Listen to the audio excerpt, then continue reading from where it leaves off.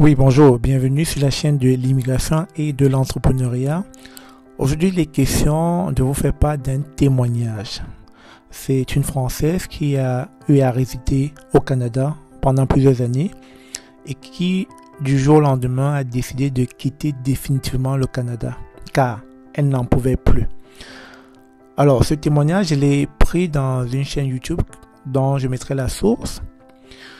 Alors, pour commencer, je vais me faire passer pour la dame pour pouvoir faire le témoignage afin que vous compreniez les raisons qui l'ont poussé à quitter le Canada.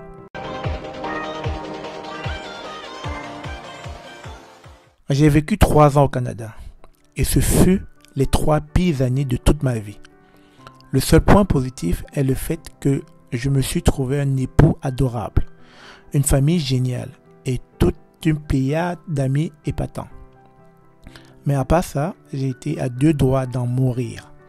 Quand je suis revenu en France, mon entourage français, qui ne m'avait pas vu depuis toutes ces années, n'était pas sûr de pouvoir me sauver la vie, tant les dégâts étaient impressionnants.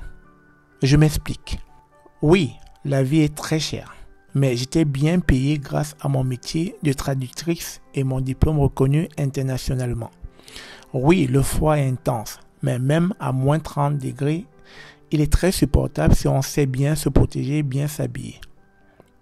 Oui, le système de santé est déficient, mais on peut le remarquer surtout dans les grandes villes. Dans les petits villages ou les régions, il y a d'excellents médecins en abondance et je n'ai jamais attendu aux urgences, vu que j'habitais en région.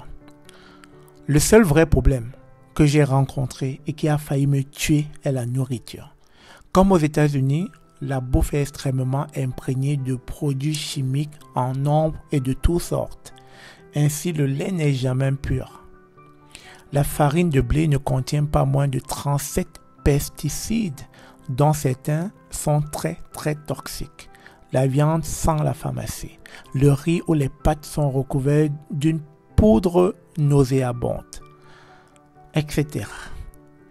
Dès 1 mois après mon arrivée, j'ai commencé à être malade. J'avais tous les symptômes d'un grave empoisonnement, symptômes qui s'aggravaient mois après mois. J'en suis arrivé à un point où je n'étais plus capable de me tenir debout. Je voyais très flou et je n'avais plus de force pour rien.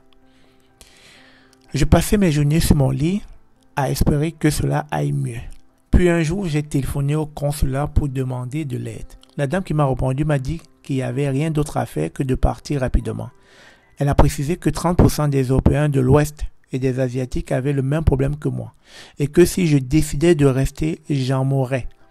Elle m'a dit que les produits chimiques de la nourriture canadienne étaient tout bonnement en train de m'empoisonner lentement. Ensuite, j'ai eu de longues conversations avec un membre du Parlement canadien concernant ce problème de nourriture toxique. C'était une femme, chef de commission au Parlement pour l'agroalimentaire, donc pas n'importe qui. Pour résumer, elle m'a dit qu'elle était parfaitement au courant du problème, mais que les choses ne pouvaient changer que lentement à cause des lobbies de l'agroalimentaire. Donc, que pour le moment, il n'y avait pas de solution. J'ajouterai enfin que de nombreux Canadiens souffrent des mêmes problèmes que j'ai vécu. Mais du fait qu'ils sont nés dedans, beaucoup ne s'en rendent pas compte. Par exemple, 60% des Canadiens s'estiment allergiques au lait et ne peuvent pas en boire. Mais le fait est que lorsqu'ils viennent en France et qu'ils boivent du lait pur, ils n'ont aucun problème. C'est donc les produits chimiques ajoutés au lait qui les rendent malades et non le lait lui-même. De même, les médecins m'ont raconté que la pathologie la plus fréquente chez les nourrissons n'est pas le coup de froid à cause des températures, mais le trouble gastrique sévère à cause du lait. Dernier exemple concernant le lait. Le commerce du lait pur étant interdit par la loi, les producteurs qui vendent un tel lait risquent de fortes amendes et la confiscation de leurs fermes. Pourtant, malgré les risques, de très nombreux agriculteurs ont développé un commerce parallèle qui est quasiment pléthorique dans les campagnes. Tout le monde connaît le cousin d'une tante ou le grand-père d'un ami qui vend du lait pur sous le manteau.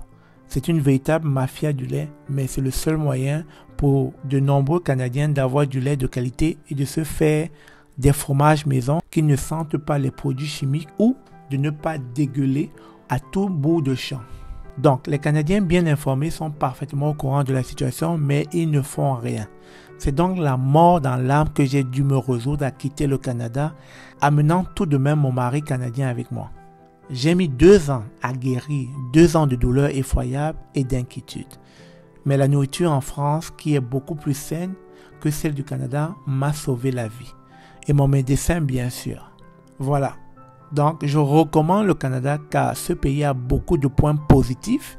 Mais attention, si votre organisme est sensible à la qualité des aliments, passez votre chemin car il pourrait être mortel pour votre santé.